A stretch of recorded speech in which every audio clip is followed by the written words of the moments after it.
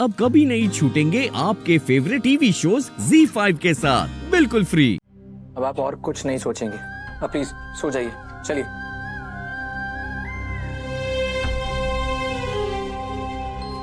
काकू, मैं अपनी बेटी की जिंदगी संवार न सका। मैं एक बाप का फर्ज पूरा ना कर सका। काकू सब ठीक हो जाएगा। हाँ, सो जाइए। काकू, तुम भी काकू के पास सो जाओ। आओ।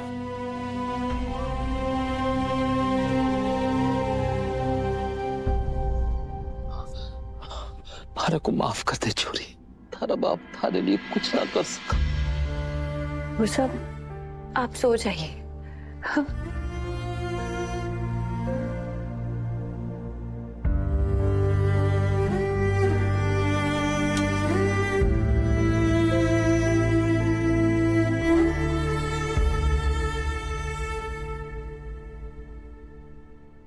Thank you Dev sir. अगर आप बाबू साने नहीं लेके आते पता नहीं क्या हो जाता। कैसी बात कर रही है वसु? ये तो मेरा फर्ज था। वसु, तुमसे एक बात पूछूं? मुझे ऐसा क्यों लग रहा है कि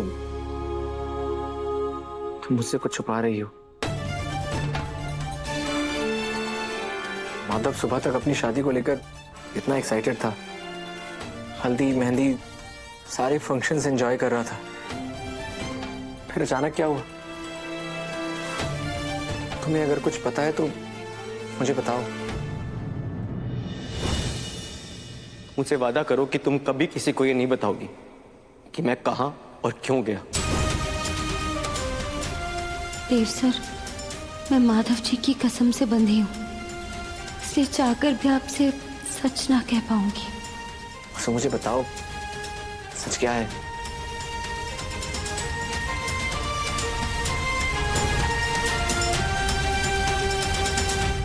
माधव जी, हमारे को आपसे अकेले में एक जरूरी बात करना है। मेहंदी वाले समय तुम माधव के कमरे में उससे बात करने आई थी ना? क्या बात करनी थी वसु?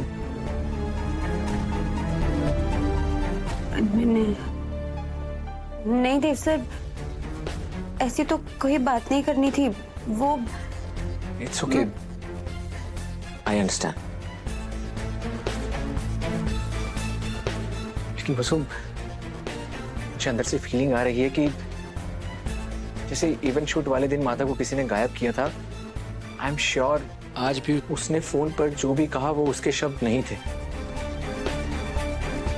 हो ना हो वो किसी दबाव या मजबूरी में आकर ये सब कह रहा था। डोंट वरी, मैं माधव को कहीं से भी ढूंढ कर लाऊंगा और उससे सारे सवालों के जवाब मांगूंगा।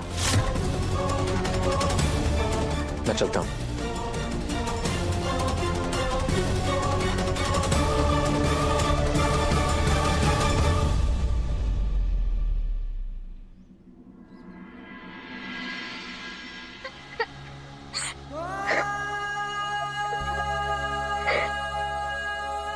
बाबू साहब, हमारे को मत भेजिए। हमारे को भाई साहब आपके साथ ही रहना है। सोचा था आज का दिन बहुत बड़ा दिन होएगा हमारे लिए। एक तरफ वो सूराजी खुशी विदा होएगी और दूसरी तरफ हमारा रघु बड़ा आदमी बनने के लिए हॉस्टल जावेगा। और किस्मत का खेल देखो, देखते देखते सब बदल गया।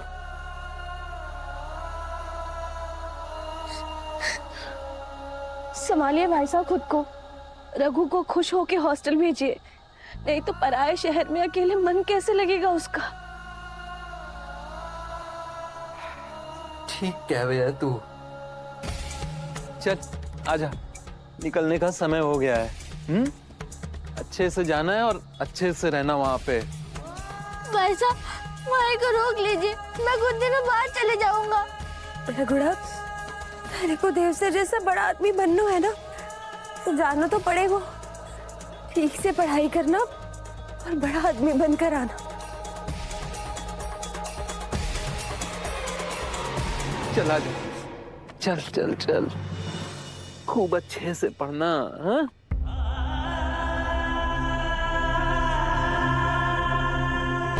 अच्छे से जाना।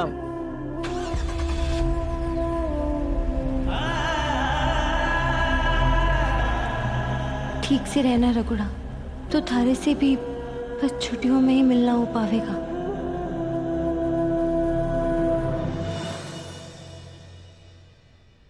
हमें यकीन ही नहीं हो रहा है कि माधव ऐसा कर सकता है।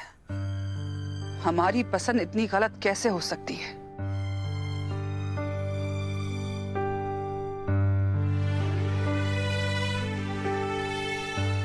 वसुधा, हम समझ सकते हैं कि तुम्हारे मन में कितना कुछ चल रहा होगा। तुम हमेशा अपना दुख छुपाकर दूसरों का दुख बांटती आई हो, लेकिन कभी कभी अपना दर्द किसी से बांट लेना दवा का काम करता है। तुम हमारी बेटी जैसी हो वसुधा। कभी भी अपना दर्द बांटने का मन करे तो हम तुम्हारे साथ हैं। देवियों को आप सबका प्यार देखकर हमारी गलानी और बढ़ती जा रही है। आज हमारी वजह से आपको, बाबू साहब को, सबको बहुत तकलीफ हो रही है। ये सब हमारी गलती है देवियों को, सब हमारी गलती है।